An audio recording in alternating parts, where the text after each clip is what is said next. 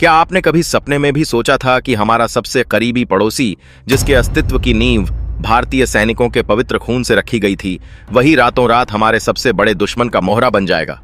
क्या आपको इस बात का जरा सा भी अंदाजा था कि जिस देश की आजादी के लिए भारत ने अपना सब कुछ दांव पर लगा दिया था, वही देश आज भारत की गर्दन यानी कि सिलीगुड़ी कॉरिडोर, जिसे हम चिकन नेक के नाम से जानते हैं, उसे काटने की खौफनाक और भयानक साजिश रच रहा है? नमस्कार, आप देख रहे हैं TRB न्यूज। लेकिन इस महायुद्ध की तह तक जाने और आगे बढ़ने से पहले आप यह वीडियो कहां से देख रहे हैं? आप अपना नाम और अपने शहर का नाम कमेंट में जरूर बताएं। साथ ही यह जरूर बताएं कि जंतर मंतर में हुए प्रोटेस्ट में विद्यार्थियों को जो मारा पीटा गया है, क्या सरकार ने यह सही किया है या गलत? अपने विचार जरूर कमेंट बॉक्स में छोड़ें। चलिए आते हैं असली मुद्दे पर। इस वक्त सिलीगुड़ी कॉरिडोर और पूरे बांग्लादेश बॉर्डर पर हालात इतने भयानक हो चुके हैं कि वहां गोलियों की गूंज रुकने का नाम नहीं ले रही है। सीमा पार से लगातार हो रहे हमलों और घुसपैठ की साजिशों ने एक अघोषित युद्ध जैसी स्थिति पैदा कर दी है।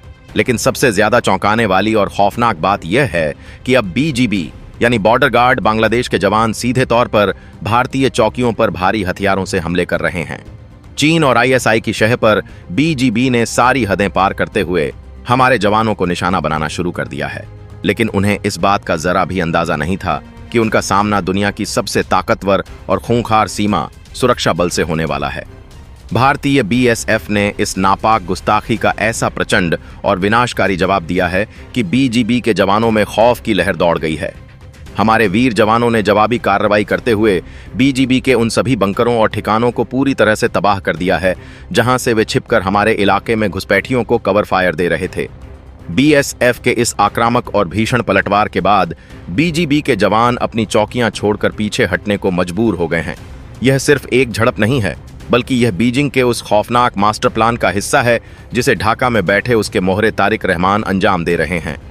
शेख हसीना का तख्ता पलट होने के बाद से ही बांग्लादेश जिस तरह से भारत विरोधी रास्ते पर खुलेआम चल रहा है, उसके लगातार और बेहद गंभीर सबूत पूरी दुनिया के सामने आ रहे हैं।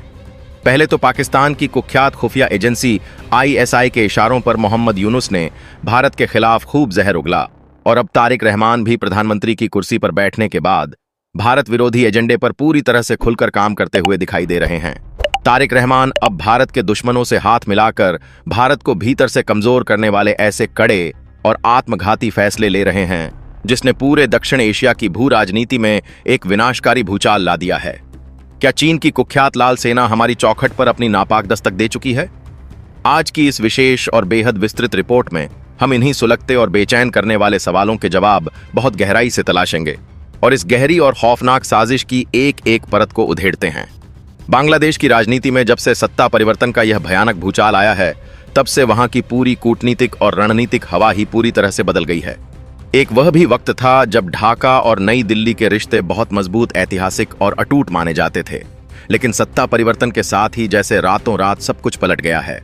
पाकिस्तान की खुफिया एजेंसी और वहां की सेना के इशारों पर काम करने वाले कट्टरपंथी तत्वों ने आज बांग्लादेश को अपनी निजी जागीर समझ लिया है। मोहम्मद यूनुस ने जिस तरह से भारत के खिलाफ लगातार जहरीली और भड़काऊ बयानबाजी की, उसने दोनों देशों के ऐतिहासिक रिश्तों में बहुत बड़ी खटास पैदा कर दी है। लेकिन अब मामला सिर्फ बयानबाजी या राजनीतिक बयानबाजी तक सीमित नहीं रह गया है। नए प्रधानमंत्री तारिक रहमान ने जो रणनीतिक कदम उठाए हैं, वह सीधे तौर पर भारत की संप्रभुता, अखंडता और राष्ट्रीय सुरक्षा को बहुत बड़ी और सीधी चुनौती दे रहे हैं। तारिक रहमान ने भारत के साथ चली आ रही सालों पुरानी कूटनीतिक परंपरा को पूरी तरह से तोड़ते हुए अपनी पहली विदेश यात्रा के लिए बीजिंग का चयन किया। यह सिर्फ एक सामान्य राजनैतिक दौरा बिल्कुल नहीं था, बल्कि यह भारत को सीधा, स्पष्ट और बेहद कड़ा संदेश था कि अब बांग्लादेश पूरी तरह से ड्रैगन की गोद में जाकर बैठ गया है और नई दिल्ली के हितों की उसे कोई परवाह नहीं है। चीन हमेशा से ही भारत को हर तरफ से घेरने की साजिश रचता रहा है, जिसे कूटनीतिक भाषा में मोतियों की माला या स्ट्रिंग ऑफ पर्ल्स की रणनीति कहा जाता है। और अब तारिक रहमान चीन को हमारी सीमावर्ती इलाके में मजबूत करने के लिए अपनी बहुमूल्य जमीन मुहैया कराने में जी जान से जुड़े हुए हैं। फिर चाहे वह तीस्ता नदी से जुड़ा हुआ अहम जल परियोजना का मामला हो या फिर लाल मॉडरहाट एयरबेस को पूरी तरह से आधुनिक और सैन्य रूप से विकसित करने की बेहद खतरनाक योजना। यह एयरबेस भारतीय सीमा से 20 किलोमीटर से भी कम दूरी पर स्थित है और भारत के बेहद संवेदनशील सिलीगुड़ी कॉरिडोर यानी चिकन नेक के बिल्कुल सीने के करीब पड़ता है। ऐसे में यहाँ चीनी सेना और उसके आधुनिक जासूसी उपकरणों की मौजूदगी रणनीतिक रूप से न केवल खतरनाक है बल्कि भारत के अस्तित्व के लिए बहुत ज्यादा चिंताजनक भी है। चिकन नेक भारत का वह बेहद अहम संकरा और रणनीतिक रूप से सबसे महत्वपूर्ण हिस्सा है जो हमारे पूरे पूर्वोत्तर राज्यों को शेष भारत से सीधे तौर पर जोड़ता है। इस गलियारे की चौड़ाई कुछ जगहों पर 22 किलोमीटर से भी कम है और यही वह भौगोलिक कमजोरी है जिसका फायदा चीन हमेशा से उठाना चाहता है। चीन की लंबे समय से इस सिलीगुड़ी कॉरिडोर पर बहुत बुरी और गिद्ध वाली नजर रही है। वह हमेशा से यह चाहता है कि किसी भी तरह से इस भौगोलिक हिस्से पर भारी सैन्य और रणनीतिक दबाव बनाया जाए ताकि किसी भी युद्ध जैसी आपात स्थिति में भारत को उसके पूर्वोत्तर राज्यों से पूरी तरह से काटा जा सके और वहां अपनी मनमानी की जा सके।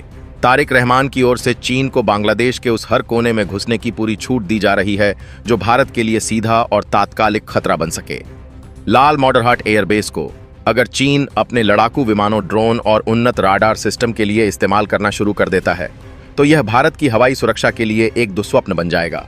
यहां से चीनी सेना पूरे पूर्वोत्तर भारत, पश्चिम बंगाल और बिहार के कुछ हिस्सों पर आसानी से नजर रख सकती है और हमारी सेना की हर हलचल को ट्रैक कर सकती है। बीजिंग का बॉर्डर के इतने करीब आना किसी मामूली खतरे की घंटी से कम नहीं है और भारत भी इस बात को बहुत अच्छी तरह से जानता है। यही कारण है कि नई दिल्ली अब पूरी तरह से अलर्ट मोड पर है। बांग्लादेश में चीन की हर छोटी बड़ी गतिविधि पर भारत की खुफिया एजेंसियों की पैनी नजर बनी हुई है और बॉर्डर पर रची जा रही हर साजिश का मुंह तोड़ जवाब देने की तैयारी बहुत तेजी से और युद्ध स्तर पर शुरू हो गई है। चीन का यह कदम केवल एक आर्थिक निवेश नहीं है बल्कि यह एक सुविचारित सैन्य घेराबंदी है जो भारत को मनोवैज्ञानिक और सामरिक रूप से बैकफुट पर धकेलने के लिए रची गई है। चिकन नेक की सुरक्षा को पुख्ता करने और देश की संप्रभुता को अक्षुण्य बनाए रखने के लिए हाल ही में भारत सरकार और सेना ने कई बड़े और ऐतिहासिक कदम उठाए हैं। कुछ समय पहले ही भारतीय सेना प्रमुख जनरल धीरज सेठ ने सिलीगुड़ी कॉरिडोर का बहुत सघन और विस्तृत दौरा किया था। इस दौरान उन्होंने सुरक्षा रणनीतियों, सैन्य तैनाती और तमाम युद्धक तैयारियों की बहुत बड़ी और व्यापक समीक्षा की थी। सेना प्रमुख का खुद वहां जाना यह साफ संदेश देता है कि भारत अपनी भौगोलिक सीमाओं की रक्षा के लिए किसी भी हद तक जाने को तैयार है और दुश्मन की किसी भी गुस्ताखी को बर्दाश्त नहीं किया जाएगा। लेकिन अब जो नई और बेहद अहम खबर आ रही है उसने बांग्लादेश के सत्ता के गलियारों में और बीजिंग के रणनीतिकारों के बीच पूरी तरह से खलबली मचा दी है। खबर है कि गृह मंत्री अमित शाह भी बहुत जल्द चिकन नेक और उससे सटे संवेदनशील सीमावर्ती इलाकों का सघन दौरा करने जा रहे हैं।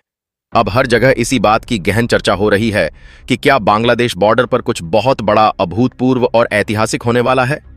गृह मंत्री अपने इस बेहद अहम और कूटनीतिक रूप से महत्वपूर्ण दौरे में सिलीगुड़ी में सीमा सुरक्षा बल यानी BSF की जुमागा सीमा चौकी का दौरा करेंगे। वह 18वीं बटालियन बॉर्डर आउटपोस्ट पर तैनात जवानों से सीधे बातचीत करेंगे और उनका हौसला बढ़ाएंगे। इस मौके पर BSF के अलग अलग विकास कार्यों, बुनियादी ढांचे के सुदृढ़ीकरण और तकनीकी अपग्रेडेशन का उद्घाटन और शिलान्यास भी किया जाएगा। यही नहीं बल्कि गृह मंत्री पश्चिम बंगाल में बॉर्डर से जुड़े संवेदनशील मामलों पर एक बेहद अहम और उच्च स्तरीय बैठक की अध्यक्षता भी करेंगे। इसके बाद वे पश्चिम बंगाल में 3 नए और कड़े कानूनों की भी उच्च स्तरीय समीक्षा मीटिंग लेंगे। यह दौरा सिर्फ एक सामान्य या नियमित निरीक्षण बिल्कुल नहीं है बल्कि यह चीन और बांग्लादेश के नापाक गठजोड़ को एक बहुत सख्त और सीधी चेतावनी है कि भारत अपनी राष्ट्रीय सुरक्षा के मामले में कोई समझौता नहीं करेगा।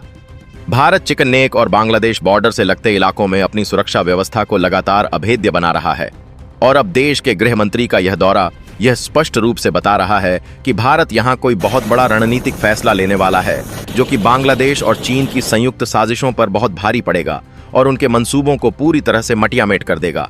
इसी कड़ी में और इस महासंकट को भांपते हुए भारत बांग्लादेश सीमा पर सुरक्षा व्यवस्था को और अधिक मजबूत और फुल प्रूफ करने के लिए BSF के महानिदेशक प्रवीण कुमार ने भी दक्षिण बंगाल फ्रंटियर के तहत आने वाले सुंदरबन डेल्टा और उससे लगे विशाल तटीय इलाकों का भी सघन और कई दिनों का दौरा किया है। यह दौरा ऐसे नाजुक समय में हुआ है जब सीमा पार से घुसपैठ हथियारों की तस्करी और राष्ट्र विरोधी गतिविधियों की आशंका बहुत ज्यादा बढ़ गई है क्योंकि बांग्लादेश की सत्ता में बैठे नए आका इन सब चीजों को मौन समर्थन दे रहे हैं। अपने दौरे के दौरान BSF प्रमुख ने सीमा पर तैनात जवानों की ऑपरेशनल तैयारियों, सीमा सुरक्षा ग्रिड की मजबूती और चल रही फेंसिंग परियोजनाओं की बहुत बारीकी से समीक्षा की। आपको यह समझना होगा कि सुंदरबन का इलाका कोई आम जमीनी सीमा नहीं है बल्कि यह भारत बांग्लादेश सीमा का सबसे चुनौतीपूर्ण, खतरनाक और जटिल हिस्सा माना जाता है। यहाँ के घने और रहस्यमयी मैंग्रोव जंगल दलदली जमीन, गहरी और उफनती नदियां और अनगिनत समुद्री जलमार्गों के कारण सीमा की निगरानी करना बेहद कठिन और जानलेवा काम है।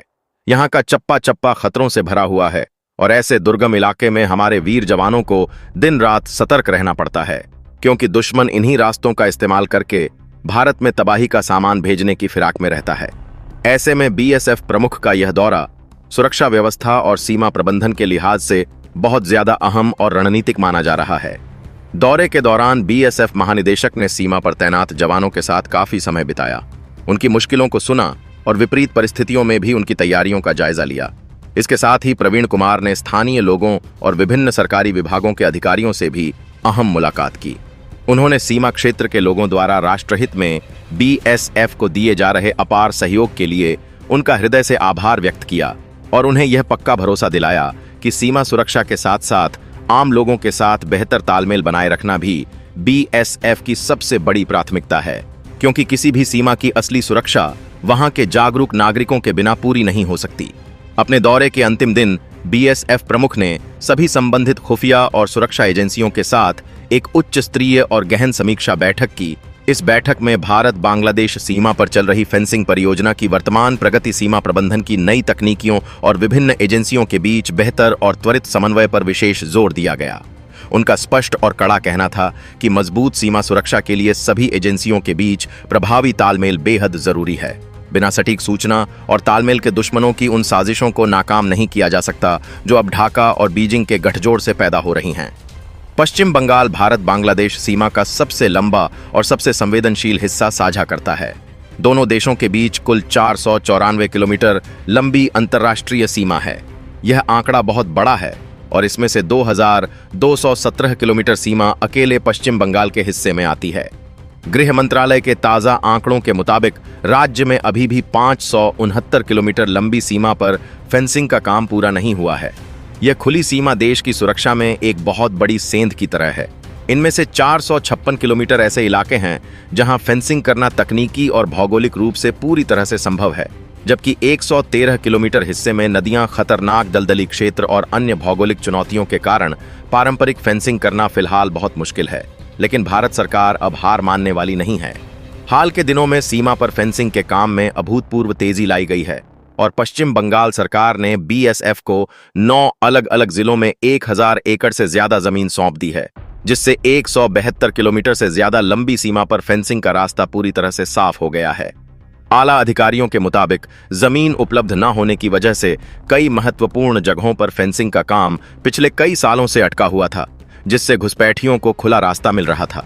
लेकिन अब जमीन मिलने के बाद निर्माण कार्य में बहुत ज्यादा तेजी आने की उम्मीद जताई जा रही है। फिलहाल पश्चिम बंगाल में भारत बांग्लादेश सीमा के लगभग 1600 किलोमीटर हिस्से में फेंसिंग का काम पूरा हो चुका है, जबकि बाकी बचे हुए हिस्सों पर भी काम बहुत तेजी से और आधुनिक तकनीक के साथ जारी है। सीमा पार से होने वाली अवैध घुसपैठ, हथियारों और मादक पदार्थों की तस्करी और अन्य सभी प्रकार की गैर कानूनी गतिविधियों पर प्रभावी और स्थायी रोक लगाने के लिए केंद्र सरकार लंबे समय से पूरी सीमा पर स्मार्ट फेंसिंग और लेजर वॉल लगाने का लक्ष्य लेकर चल रही है। ड्रैगन जिस तरह से अपने जहरीले पैर पसारने की कोशिश कर रहा है, उसे देखते हुए यह फेंसिंग भारत के लिए एक अभेद्य दीवार साबित होगी। चीन की रणनीति बहुत स्पष्ट और खतरनाक है। वह बांग्लादेश को अपने कर्ज के मायाजाल में फंसाकर वहां ऐसे सैन्य और रणनीतिक ठिकाने बनाना चाहता है ताकि भारत को हर तरफ से घेरा जा सके। यह वही कुटिल चाल है जो चीन ने श्रीलंका में हम्बनटोटा बंदरगाह और पाकिस्तान में ग्वादर बंदरगाह के साथ चली थी। अब उसकी नजर बंगाल की खाड़ी और पूर्वोत्तर भारत पर है। पाकिस्तान की खुफिया एजेंसी ISI भी इसी सुनहरे मौके का फायदा उठाकर पूर्वोत्तर भारत में उग्रवाद और अशांति फैलाने के अपने पुराने और घिनौने मंसूबों को फिर से जिंदा करना चाहती है। यह एक बहुत बड़ा और सोचा समझा अंतर्राष्ट्रीय षड्यंत्र है जिसमें मोहरा बन रही है। बांग्लादेश की नई और कठपुतली सरकार तारिक रहमान का प्रधानमंत्री बनना और सत्ता संभालते ही सीधे चीन की तरफ झुक जाना, यह साफ दर्शाता है कि उन्हें भारत के साथ दोस्ताना संबंधों की अब कोई परवाह नहीं है और उन्होंने अपनी आत्मा ड्रैगन को बेच दी है। भारत को अब अपनी विदेश नीति और रक्षा नीति दोनों मोर्चों पर बेहद कड़े और आक्रामक कदम उठाने होंगे। पुरानी रक्षात्मक नीतियों का समय अब खत्म हो चुका है। अगर लाल मॉडरहाट एयरबेस पर चीनी लड़ाकू विमानों, सर्विलांस ड्रोन और शक्तिशाली राडार सिस्टम की तैनाती हो जाती है तो यह सीधे तौर पर भारत की संप्रभुता पर हमला माना जाएगा और इसका परिणाम बहुत भयानक होगा। चिकन नेक पर मंडराता यह बादल भारत को अपनी सैन्य तैनाती को कई गुना बढ़ाने पर मजबूर कर रहा है। भारतीय वायुसेना और थल सेना दोनों ही इस संवेदनशील इलाके में अपनी मारक क्षमता और तुरंत जवाबी कार्यवाही की ताकत को बढ़ाने में दिन रात लगे हुए हैं। आने वाले दिनों में यह कूटनीतिक टकराव और ज्यादा बढ़ सकता है और अगर नौबत आई तो सैन्य तनाव से भी इनकार नहीं किया जा सकता। अगर बांग्लादेश ने अपनी संप्रभु जमीन का इस्तेमाल भारत विरोधी गतिविधियों के लिए चीन या पाकिस्तान को करने दिया तो भारत भी हाथ पर हाथ धरे चुप बैठने वाला नहीं है। कूटनीतिक रास्तों के साथ साथ भारी सैन्य और आर्थिक दबाव बनाना भी अब बहुत जरूरी हो गया है। हमें किसी भी कीमत पर यह नहीं भूलना चाहिए कि भारत की राष्ट्रीय सुरक्षा और अखंडता से बढ़कर इस दुनिया में कुछ भी नहीं है। क्या तारिक रहमान की यह नई शुरुआत दक्षिण एशिया में किसी बहुत बड़े और विनाशकारी तनाव को जन्म देने वाली है? क्या इस क्षेत्र की शांति अब हमेशा के लिए भंग होने वाली है? क्या तारिक रहमान सत्ता के लालच में अपने ही देश को विनाश के गहरे खड्डे की तरफ धकेल रहे हैं? यह ऐसे गंभीर सवाल हैं जिनके जवाब आने वाले कुछ ही समय में पूरी दुनिया के सामने होंगे और इतिहास इन फैसलों का कड़ा मूल्यांकन करेगा। तीस्ता नदी जल बंटवारे का मुद्दा दशकों से भारत और बांग्लादेश के बीच बातचीत का एक अहम विषय रहा है, लेकिन अब तारिक रहमान सरकार ने इस संवेदनशील और जीवनदायिनी परियोजना को भी चीन के हाथों में सौंपने का मन बना लिया है। चीन का इस परियोजना में आना केवल एक इंजीनियरिंग काम नहीं है, बल्कि इसके बहाने चीनी इंजीनियर और सैन्य अधिकारी भारतीय सीमा के बिल्कुल करीब बैठकर हमारी जल सुरक्षा और सीमा सुरक्षा दोनों की जासूसी करेंगे। चीन की कंपनियों का रिकॉर्ड रहा है कि वह जहां भी निर्माण कार्य करती हैं वहां अपने जासूसी उपकरण जरूर स्थापित करती हैं और बांग्लादेश इस बात को जानते हुए भी आंखें मूंदे बैठा है। यह वही बांग्लादेश है जिसे पाकिस्तानी सेना के अमानवीय जुल्मों और नरसंहार से बचाने के लिए उस ऐतिहासिक मुक्ति संग्राम के भयानक युद्ध में हजारों भारतीय वीर सपूतों ने अपने प्राणों की आहुति दी थी। जब पाकिस्तानी सेना निर्दोष बंगालियों का कत्लेआम कर रही थी, तब भारत ही वह एकमात्र देश था जिसने अपनी परवाह किए बिना अपनी सेना भेजी और दुनिया के नक्शे पर एक नए राष्ट्र का निर्माण करवाया। लेकिन आज सत्ता के नशे और विदेशी ताकतों के बहकावे में आकर ढाका उस महान बलिदान को भूल चुका है। वहां की सड़कों पर आज भारत विरोधी नारे लगाए जा रहे हैं और उन ताकतों को पनाह दी जा रही है जिनका एकमात्र लक्ष्य भारत को अस्थिर करना है। भारत के लिए अब समय आ गया है कि वह अपनी सॉफ्ट पावर की नीति को किनारे रखकर हार्ड पावर का इस्तेमाल करे। अगर बांग्लादेश चीन को हमारे खिलाफ अपनी जमीन इस्तेमाल करने देगा तो भारत को भी अपनी तरफ से मिलने वाली हर तरह की व्यापारिक और बुनियादी सुविधाओं पर कड़ी रोक लगानी होगी। बांग्लादेश की अर्थव्यवस्था पूरी तरह से भारत पर निर्भर है। अगर नई दिल्ली ने अपनी सीमाएं सील कर दी और व्यापार रोक दिया तो ढाका की अर्थव्यवस्था ताश के पत्तों की तरह ढह जाएगी। लेकिन तारिक रहमान शायद बीजिंग से मिलने वाले कर्ज के लालच में इतने अंधे हो चुके हैं कि उन्हें अपने देशवासियों के भविष्य की कोई चिंता नहीं है। वह भूल रहे हैं कि चीन का कर्ज एक ऐसा मीठा जहर है जो धीरे धीरे पूरे देश की आजादी को निगल जाता है।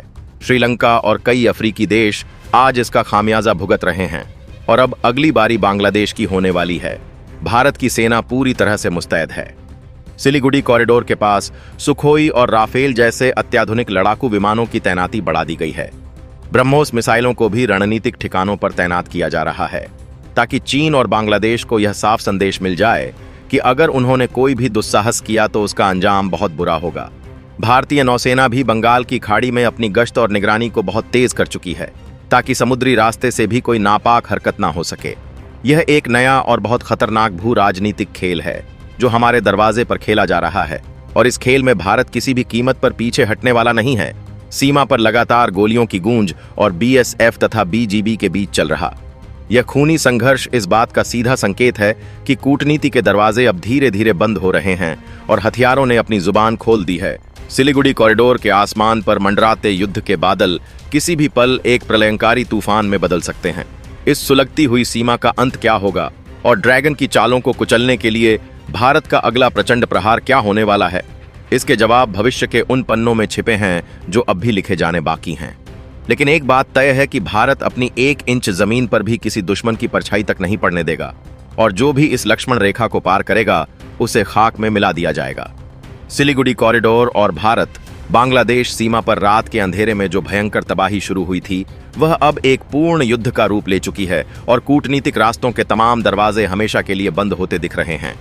सीमा पार से बीजीबी और आईएसआई के पाले हुए आतंकी स्नाइपर्स ने जैसे ही भारतीय चौकियों पर भारी मोर्टार और स्वचालित हथियारों से दोबारा गोलाबारी करने दुस्साहस किया, वैसे ही बीएसएफ के गर्जना करते तोपखाने और अभेद्य सुरक्षा ग्रिड ने वह विनाशकारी तांडव मचाया जिसकी कल्पना ढाका और बीजिंग के रणनीतिकारों ने अपने बुरे से बुरे सपने में भी नहीं की होगी।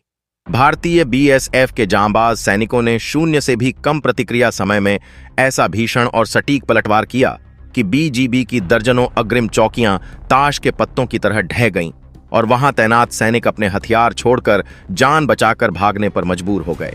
सीमावर्ती इलाकों में लगातार कई घंटों तक चले इस भीषण युद्ध में बीएसएफ ने केवल रक्षात्मक रुख नहीं अपनाया बल्कि आक्रामक रुख अख्तियार करते हुए बीजीबी के उन तमाम खुफिया बंकरों और राडार स्टेशनों को पूरी तरह से मटियामेट कर दिया जहां से चीनी जासूसी उपकरणों के जरिए हमारे सिलीगुड़ी कॉरिडोर की 24 घंटे निगरानी की जा रही थी। इस पलटवार के बाद से ही ढाका के सत्ता के गलियारों में भयंकर हड़कंप मच गया है और नए प्रधानमंत्री तारिक रहमान की नींद पूरी तरह से उड़ चुकी है।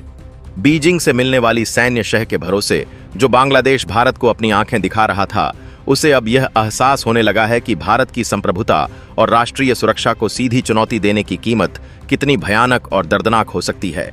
लाल मॉडरहाट एयरबेस पर चीनी सेना की जो नापाक गतिविधियां पिछले कई हफ्तों से चोरी छिपे चल रही थीं, उन्हें भारतीय सेना और वायुसेना के उन्नत सर्विलांस सिस्टम ने पूरी तरह से बेनकाब कर दिया है। खबर यह भी आ रही है कि चीनी सेना के कुछ गुप्त रणनीतिकार और तकनीकी विशेषज्ञ ढाका में बैठकर बीजीबी के शीर्ष सैन्य कमांडरों को सीधे निर्देश दे रहे थे, लेकिन बीएसएफ के इस प्रचंड प्रहार ने चीन के उस पूरे जासूसी नेटवर्क को ध्वस्त कर दिया है जिसे उसने चिकन नेक की गर्दन मरोड़ने के लिए महीनों की मेहनत से तैयार किया था। पूर्वोत्तर राज्यों को जोड़ने वाले इस संकरे और बेहद संवेदनशील भूभाग में अब भारतीय थल सेना की स्ट्राइक कोर और बख्तरबंद ब्रिगेड ने पूरी तरह से मोर्चा संभाल लिया है। टैंकों की गड़गड़ाहट और राफेल लड़ाकू विमानों की गर्जना से पूरा सीमावर्ती इलाका थर्रा रहा है। सुखोई और मिराज विमान दिन रात सिलीगुड़ी कॉरिडोर और बंगाल की खाड़ी के ऊपर कॉम्बैट एयर गश्त लगा रहे हैं, जिससे सीमा पार बैठी किसी भी दुश्मन ताकत के लिए 1 इंच भी आगे बढ़ना नामुमकिन हो गया है। इस महासंकट के बीच गृह मंत्रालय और रक्षा मंत्रालय के बीच एक बेहद आपातकालीन और गुप्त बैठक हुई है जिसमें बांग्लादेश सीमा पर पूरी तरह से जीरो टॉलरेंस की नीति लागू करने का फैसला लिया गया है। यानी अब सीमा पार से होने वाली किसी भी भड़काऊ हरकत या हल्की सी गोलाबारी का जवाब बिना किसी कूटनीतिक देरी के सीधे भारी सैन्य प्रहार से दिया जाएगा। उधर सुंदरबन के खतरनाक और दुर्गम मैंग्रोव इलाकों में भी बीएसएफ के वाटर विंग ने अपनी गश्त को कई गुना बढ़ा दिया है, क्योंकि खुफिया एजेंसियों ने यह बहुत बड़ा अलर्ट जारी किया था कि आईएसआई के समुद्री दस्ताने इसी जलमार्ग का इस्तेमाल करके भारत के भीतर बड़े पैमाने पर तबाही का सामान और आत्मघाती हमलावरों को भेजने की फिराक में थे। लेकिन बीएसएफ के विशेष कमांडो ने हाई स्पीड बोट्स और थर्मल इमेजर कैमरों के जरिए उन सभी संदिग्ध घुसपैठियों को पानी में ही ढेर कर दिया और उनके मंसूबों को पूरी तरह से नाकाम कर दिया। पश्चिम बंगाल से लगने वाली 2200 किलोमीटर से भी ज्यादा लंबी सीमा पर अब हर किलोमीटर पर कड़ी और अभेद्य निगरानी बिछा दी गई है। जहां जहां फेंसिंग का काम अटका हुआ था, वहां अब युद्ध स्तर पर रातों रात कटीले तारों और लेजर वॉल्स का जाल बिछाया जा रहा है। तारिक रहमान ने सत्ता में आते ही जिस तरह से भारत के खिलाफ नफरत का माहौल बनाया और तीस्ता नदी परियोजना को चीन को सौंपने की साजिश रची, उससे अब यह पूरी तरह से साफ हो गया है कि वह केवल एक मोहरा हैं जिसकी डोरियां बीजिंग और इस्लामाबाद से हिल रही हैं। लेकिन वे यह भूल गए कि जिस बांग्लादेश को भारत ने जन्म दिया था, उसे अपनी सीमाओं की रक्षा करना बहुत अच्छी तरह से आता है। भारत ने अब बांग्लादेश को दी जाने वाली सभी प्रकार की आर्थिक मदद, ईंधन आपूर्ति और व्यापारिक ट्रांजिट सुविधाओं को अनिश्चित काल के लिए रोकने का मन बना लिया है। अगर भारत ने अपनी सीमाएं पूरी तरह से सील कर दी तो बांग्लादेश की पूरी अर्थव्यवस्था कुछ ही दिनों में पूरी तरह से ठप्प हो जाएगी और वहां दाने दाने के लिए तरसने वाले हालात पैदा हो जाएंगे। चीन भी अब इस बात को समझ चुका है कि भारत को युद्ध के मैदान में या कूटनीति के पटल पर दबाना आसान नहीं है। यही कारण है कि जैसे ही बीएसएफ ने बीजीबी के बंकरों को उड़ाया, वैसे ही बीजिंग से भी कूटनीतिक बयानबाजी धीमी हो गई है। लेकिन खतरा अभी टला नहीं है, बल्कि यह तो एक बहुत बड़ी और भयानक जंग की शुरुआत भर है। सिलीगुड़ी कॉरिडोर के इतने करीब लाल मॉडरहाट एयरबेस पर चीन का रुकना भारत के लिए एक ऐसा नासूर है जिसे खत्म किए बिना शांति संभव नहीं है। भारतीय खुफिया एजेंसियों को यह जानकारी भी मिली है कि सीमा पार कुछ नए भूमिगत सैन्य ठिकानों का निर्माण तेजी से किया जा रहा था, जिन्हें अब भारतीय वायुसेना के सटीक मिसाइल हमलों की जद में ले लिया गया है। भारत की राष्ट्रीय सुरक्षा सलाहकार और सेना प्रमुख लगातार प्रधानमंत्री को पल पल की स्थिति की रिपोर्ट दे रहे हैं और ऐसा माना जा रहा है कि अगर बीजीबी ने एक भी और भड़काऊ कदम उठाया तो भारतीय सेना सीमा पार जाकर उन सभी लॉन्च पैड्स और हवाई अड्डों को हमेशा के लिए तबाह कर देगी जो भारत के खिलाफ इस्तेमाल हो रहे हैं। यह केवल दो पड़ोसियों की लड़ाई नहीं है, बल्कि यह भारत को एशियाई महाद्वीप में कमजोर करने की एक बहुत बड़ी वैश्विक साजिश है, जिसमें चीन और पाकिस्तान ने बांग्लादेश को अपनी बलि का बकरा बनाया है। लेकिन भारत के वीर सपूतों का खून इतना सस्ता नहीं है कि कोई भी आकर हमारी संप्रभुता को चुनौती दे दे। बीएसएफ के जवानों ने जिस शौर्य और पराक्रम का परिचय दिया है, उसने पूरे देश का सिर गर्व से ऊंचा कर दिया है और दुश्मनों के हौसले पस्त कर दिए हैं। रात के सन्नाटे में जब बीजीबी की चौकियां जल रही थीं, तब सीमा पार बैठे उनके कमांडरों में सिर्फ एक ही खौफ था कि कहीं भारतीय सेना पूरी तरह से सीमा पार करके ढाका की तरफ न बढ़ जाए। कूटनीति का समय अब लगभग खत्म हो चुका है और फैसला अब केवल ताकत के बल पर होगा। चिकन नेक की सुरक्षा के लिए भारत हर वह कदम उठाने को तैयार है जो इतिहास में कभी नहीं उठाया गया, फिर चाहे इसके लिए कोई भी बड़ा रणनीतिक फैसला क्यों न लेना पड़े। सीमा पर छाए धुंध और धुएं के बीच से जो तस्वीरें निकल कर आ रही हैं, वे साफ बता रही हैं कि भारत अब किसी की मिन्नतें नहीं करेगा, बल्कि सीधा हिसाब चुकता करेगा। तारिक रहमान और उनके आकाओं को अब यह अच्छी तरह से समझ लेना होगा कि भारत की सहिष्णुता को उसकी कमजोरी समझने की भूल उनके अपने अस्तित्व को खत्म कर सकती है। और यह तो बस उस तूफान की आहट है जो बहुत जल्द पूरी सीमा पर तबाही मचाने वाला है। और इस सुलगते हुए मोर्चे पर आगे क्या होगा? क्या चीन सीधे इस युद्ध में कूदने की हिमाकत करेगा या फिर बांग्लादेश अपनी गलती मानकर घुटने टेकने पर मजबूर होगा? यह सब कुछ आने वाले कुछ घंटों के बेहद सनसनीखेज और खौफनाक घटनाक्रम तय करेंगे।